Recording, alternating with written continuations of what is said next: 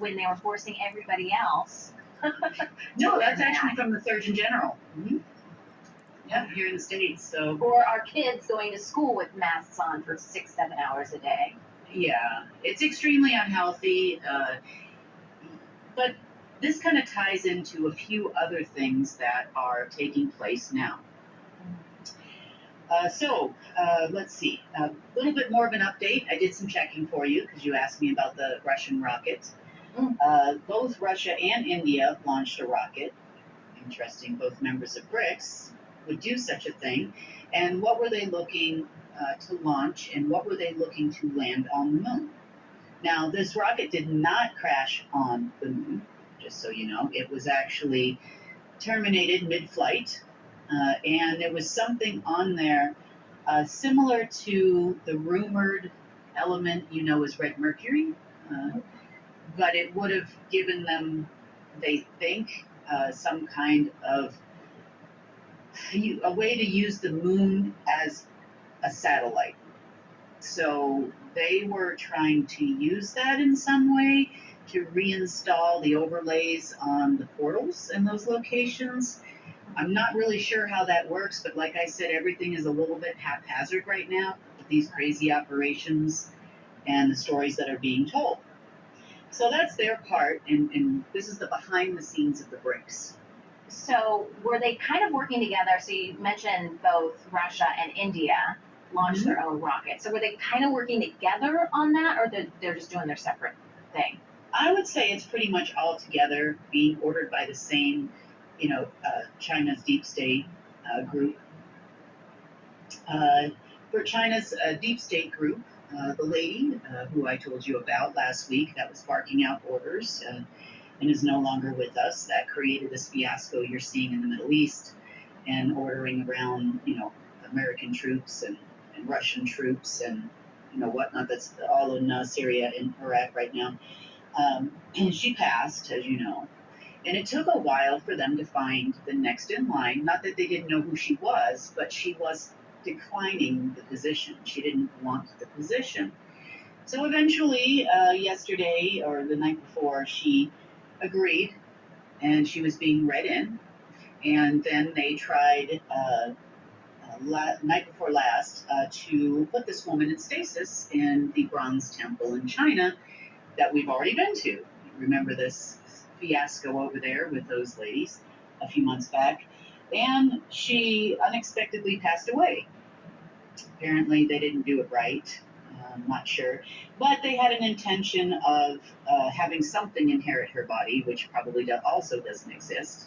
Oh yes, they're going the distance here. That poor woman. I mean, she didn't want to do it, and then they tried to put her under, and it killed her. Right. This is all behind the scenes at BRICS. So it's important for you to understand what's really the state does behind the scenes in order to gain some kind of control. Now, not in Wuhan per se, because that lab under Wuhan's not there anymore, but there are some other facilities in the general peripheral of where the Wuhan lab was. And they thought that they had something, I wouldn't call it CERN-like, I would call it basically an artificial dark matter machine. It's not exactly a collider, it's something a little bit different. And they were trying to manufacture some dark matter to try to re-implement an overlay, a dark essence overlay on the gold, veins of gold, planet Earth, which was supposed to somehow be tied to this woman and whatever demon they wanted to inhabit her body. So this is the savior that's being promoted in the alt media as the implementation of the new BRICS currency and all of these types of things. This is what's going on behind your back. This is what you're not seeing. And they're all involved. Okay? Now, due to the failure to reclaim the gold, due to the failure of this woman to exist past their whatever stasis attempt, there's due to Russia's rocket failure and India's, if it gets too close, will also fail. Due to all of these fiascos, They actually told everybody at the BRICS meeting today that they were not going to be implementing a global gold-backed currency. I bet that went over real well. Yeah, it kind of looked like a bar fight. Mm-hmm.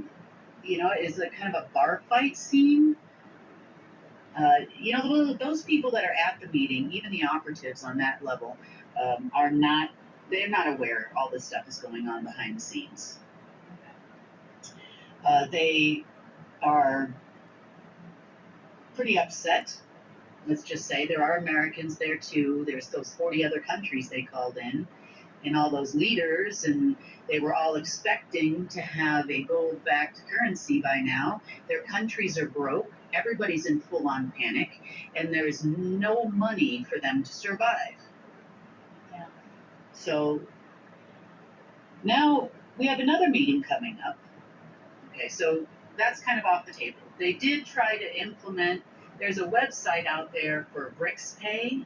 It's BRICS -A, I think, .com. And it just explains about this payment system and how they're going to trade in their own currencies, which is fine. But it's not for you. It's not for the public. So don't get all excited like this is the beginning of the multipolar this and all of that stuff. And for those of you concerned about a crash of the dollar based on this implementation, that's not happening. It is a small data system which allows for a pool of currencies for government level only to trade amongst themselves. So it has nothing to do with you, nothing to do with a revaluation of currency or anything like that.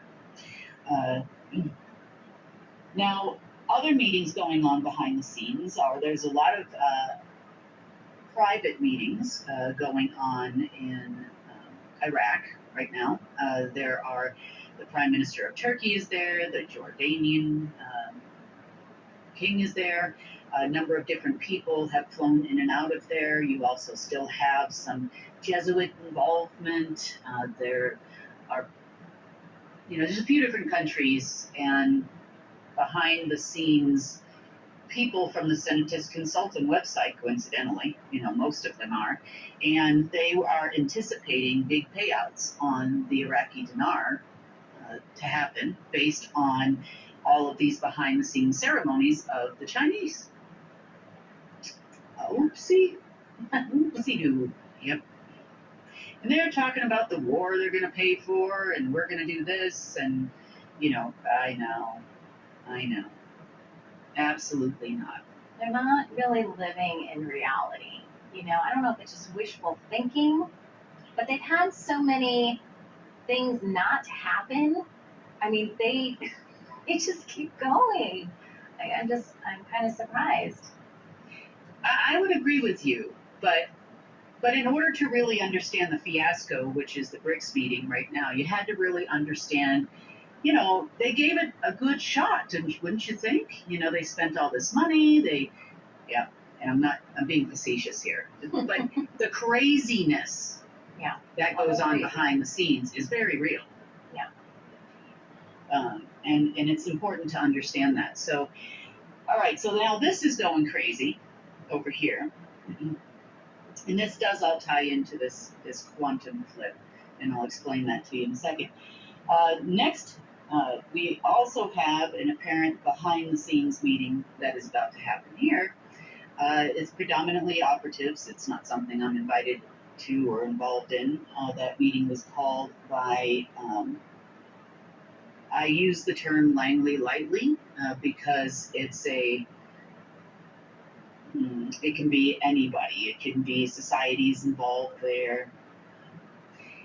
And as of this moment, there's been, as I told you earlier this week, there's been a lot of promises, a lot of prepaid card promises, vouchers, and, so is this meeting about vouchers and prepaid cards and all of these types of things? I don't know. The meeting's supposed to be tomorrow. Is it about moving forward with us? It could be. we did receive a call from the Treasury Department yesterday, and they said that they have new security in place. The new security is in cooperation with us and CARE. Allegedly, there's some affiliation there with Langley. Allegedly, we'll see. Because for $100,000, you too can have a Langley badge. Just go ask if you have $100,000 lying around. Go get yourself one. And supposedly they're ready to move forward Thursday or Friday. Now, What do they mean by security, Kim? What are they talking about? well, there's security for the building. There's security inside the building. It's obviously the Treasury Department. And that security was replaced by these people all of a sudden the other day. And they're trying to figure out where they're going. I don't know. I'm watching it. I'm like, okay, sure, we'll be here. You can call me directly, leave the light on. We're here. We're not sending anybody there, but because that just is a waste of everybody's time. But we'll be here. Should you want to move forward. Now, my guess is, this is a guess, as of this morning, there are still Umbrella Military Corporation people making various hack attempts, trying to sideline the global repository and trying to install other computer systems into the financial system tied to prepaid cards. So I'm guessing they're trying to, before this kind of little operative summit thing that's about to happen, I call it the next summit because there's a few others going on, are they trying to maintain control over these people? Is that their goal here? Pulling a last-ditch effort before this meeting starts? I don't know. Are they tied to the people at the Treasury? It could be. Not sure. But my initial feeling on this one was that the BRICS meeting would be over by tomorrow. And obviously, if there was no gold-backed currency, somebody's going to have to do something. Or there was no big revaluation and a whole bunch of money coming out, somebody's going to have to do something. Now, the next summit meeting to take place also starts tomorrow, and that's in Jackson Hole. For those of you that don't know, Jackson Hole, Wyoming is also a zone, very similar to this one, but I would say a lesser form of this one. The parties that reside in Jackson Hole are very much people that used to work for the Rothschilds and the families. Those would be those operatives that work there.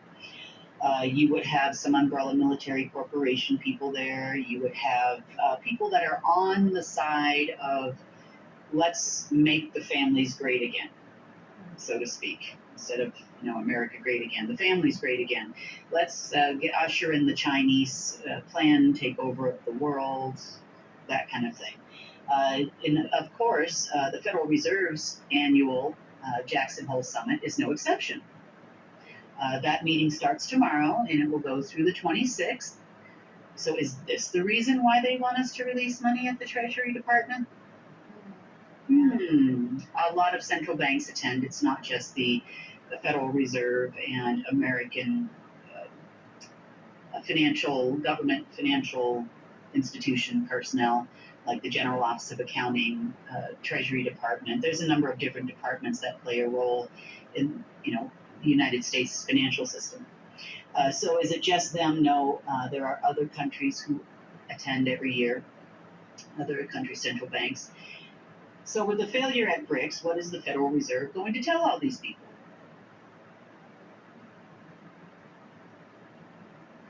Sonny, that look on your face and your silence is probably what I'm expecting. I don't know. Make up another date. That's just what they do. It's just like another day, They keep saying the same thing over and over again, just pushing out the date. What is there to talk about? Yeah. I know. So we'll see how this one goes. So that's another summit. And then the next summit after that is the G20, which is on September 10th. So what are they going to say there? Now, we all know, okay, that the operatives show up ahead of time, 2 to 3 weeks ahead of time, in fact. And the Federal Reserve meeting is no exception. You know, there is a lot of talk about some event they were expecting to happen last night or today, and that event didn't happen. And I'm here to tell you the backstory, the crazy part of what they're waiting for, which will then trickle down to the Federal Reserve meeting and the G20 meeting and the ultimate crazy people in, you know, the Chinese deep state. So, quantum flip. All right, so back in February, on February 27th to be precise, the Council of Nine, and I'll tell you who they were because if you're new here, you'll need to know. The Council of Nine was reassigned to different duties, and that was on February 27th of this year. The Council of Nine was neither for source and neither against source. I would say they were the neutral party that was supposed to maintain balance. That was their job, universal balance. Yeah, it didn't go over so well, did it? Yeah, I'm not sure about that. Yeah. Yeah. But they were supposed to be neutral, although they had a special task, which at times made them, let's just say, not neutral. So we've talked in the past about the 4 yugas, Y-U-G-A, it's Vedic cosmology. And this is kind of like an overlay over the clock of the 12 universes of timelines, and to which dictated all unto itself. Which would dictate, they say that it's done in 12,000 year increments. And that's in divine time, so that's crystalline time. But the numbers and the way it's portrayed on the internet isn't entirely true. Now, if there are 4 yugas and 9 council members, that would give you about 36 different timelines that would overlay multiple timelines in the 12 universes. So think of this like an overlay, another circle on a circle, another clock on a clock. And it would be like a shadow on top of it to kind of mandate the loss of virtues and, you know, the collective consciousness and when to move into the next timeline kind of thing. So each one of them had control of a few of these, 4. And they would kind of govern which direction timelines were going to go in. Neutral, not neutral, dark, light, those types of things. And they were semi-impartial, but they were considered the lords of the yugas, or the ages. And for that, they also had a governing system, which was attached. I know, it's a lot to take in, and especially with no whiteboard, this is a hard one. So they were tied to they had a governing system on both at one point in time, Alpha and Omega, so that the balance would allegedly be maintained, which obviously wasn't the case here. There was no balance whatsoever, so I don't know what that was all about. Probably based on agreements and covenants and those types of things that took place, which threw things out of balance, but they were permitted, so they're just doing their job of enforcing that. There was also some governance over the keystones that formed all the different timelines in time itself. When they were reassigned to other duties back in February, this system continued to run for 6 more months.